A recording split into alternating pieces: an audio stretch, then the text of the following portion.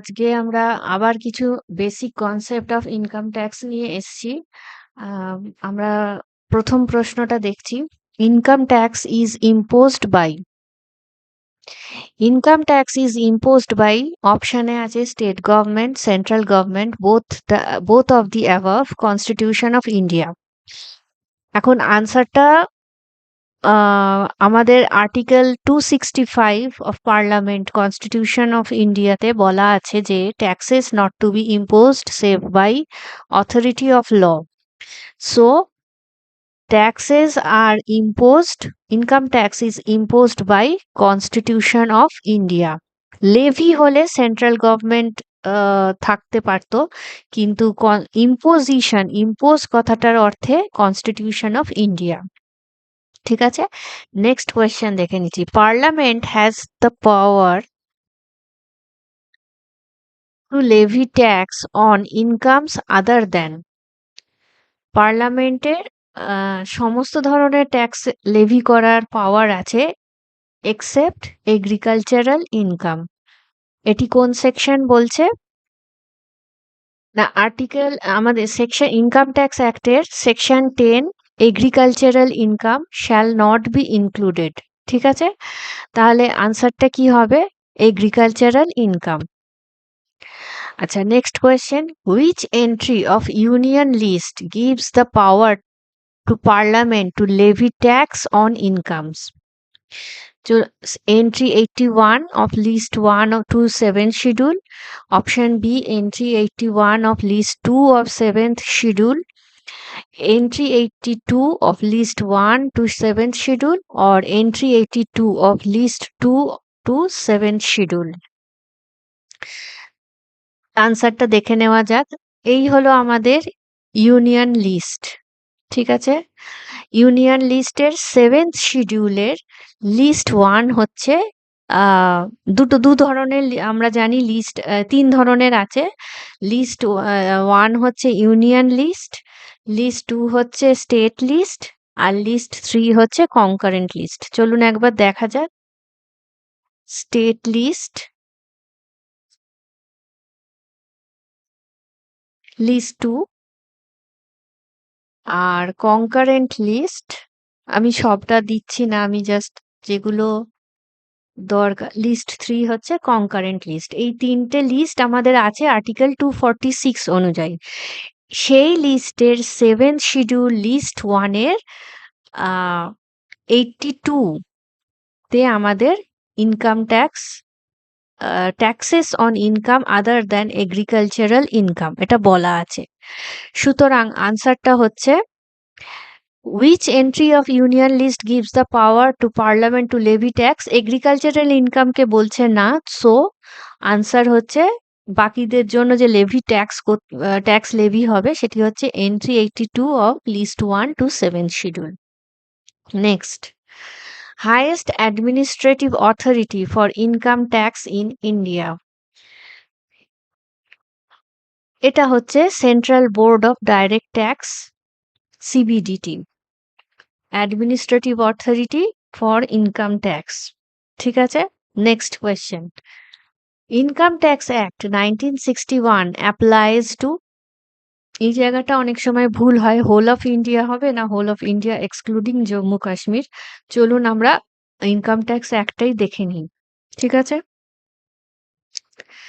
Income tax অ্যাক্টের একদম শুরুতেই, অর্থাৎ কিনা শর্ট টাইটেল এক্সটেন্ট অ্যান্ড কমেন্সমেন্টেই বলা আছে it shall come into force on first day of April 1962, আর 2 তে বলা আছে দেখুন 1 এর 2 তে it extends to the whole of India।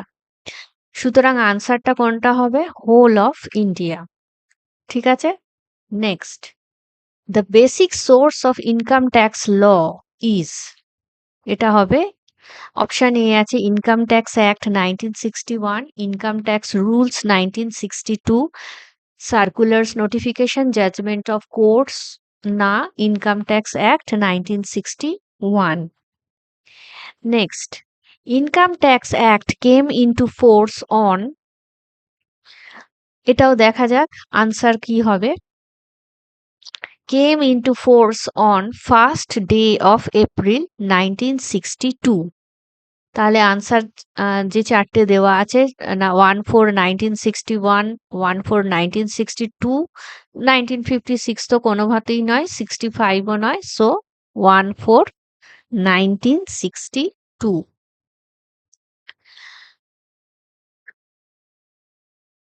Next, Income Tax Act contains dash sections. কতগুলো সেকশনস আছে ইনকাম ট্যাক্সে? এইভাবে যখনই লেখা আছে না, এইগুলো হচ্ছে চ্যাপ্টার, আর সেকশন হচ্ছে 298. চলুন দেখা যাক।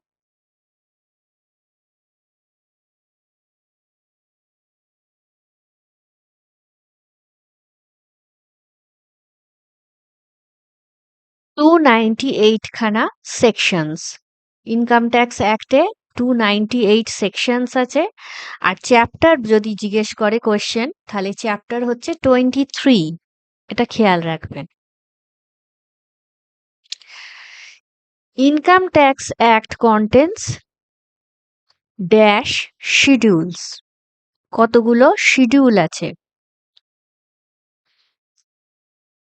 ইনকাম ট্যাক্স অ্যাক্টের শিডিউল? চলুন দেখা যাক।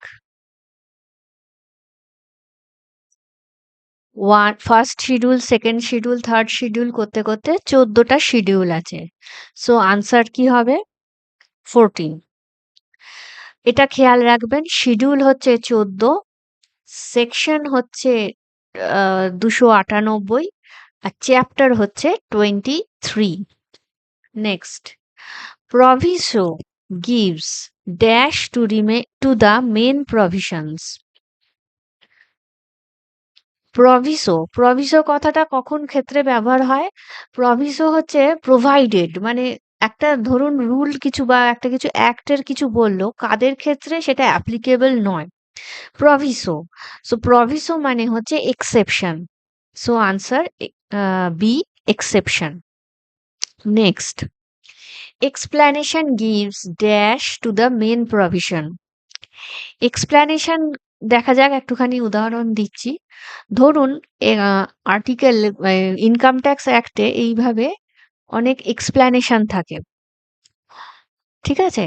এই এক্সপ্লানেশন গুলো আর কিছুই না, মেন যে কন্টেন্ট যা আছে সাবজেক্ট, তার আরো ক্ল্যারিফিকেশন করে, ঠিক আছে? তো সেই ক্ল্যারিফিকেশনের জন্য এক্সপ্লানেশন। সো আনসার কি হবে? Explanation gives clarification to the main provision. Next, Part 1 of Schedule 1 of the Finance Act 2018 gives rate of income tax for assessment year 2018-19, 2019-20, 2017-18 না 2016-17। এখন ফিনান্স অ্যাক্ট 2018 মানে সেটা কোন বছরের প্রিভিয়াস ইয়ারের রেসপেক্টে হচ্ছে না 1/4/18 থেকে 31শে মার্চ 19, এটা প্রিভিয়াস ইয়ার ক্যালকুলেট হচ্ছে। তাহলে অবভিয়াসলি অ্যাসেসমেন্ট ইয়ার কবে হবে? 1/4/19 থেকে 31শে March 20।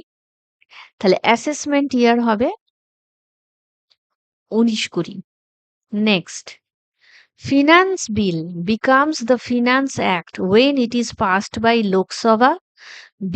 both Lok Sabha and Rajya Sabha, both House of the Parliament, অর্থাৎ কিনা Lok Sabha and Rajya Sabha, and signed by President, both House of Parliament and signed by Prime Minister.